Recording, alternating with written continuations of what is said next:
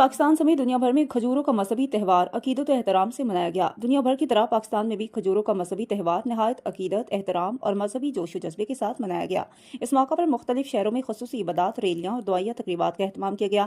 House of grace church में भी यह त्यौहार नहायत शान शौकत के साथ मनाया गया, जहाँ एक बड़ी रैली का इनेकाद किया गया। इस रैली की क़ियादत मारूफ मजहबी स्कॉलर और खुदा के खादमा पास्टर मलका सितारा ने की, जबकि बड़ी तादाद में मर्द ख़वातीन ने शिरकत करके अपनी अकीदत का इज़हार किया। तकरीब में खुदा के खादिम पास्टर डॉक्टर सलामत समेत दीगर मजहबी शख्सियात ने भी शिरकत की और मुल्क व कौम के लिए खसूसी दुआ की गई। शुरा ने फ़ौज पाकिस्तान की सलामती, मुल्क के इस्तेहकाम और बका के लिए दुआ की। इस मौका पर दुनिया भर में जारी जंगी हालात के पेश नज़र आलमी अमन के लिए भी खसूसी दुआएं मांगी गई।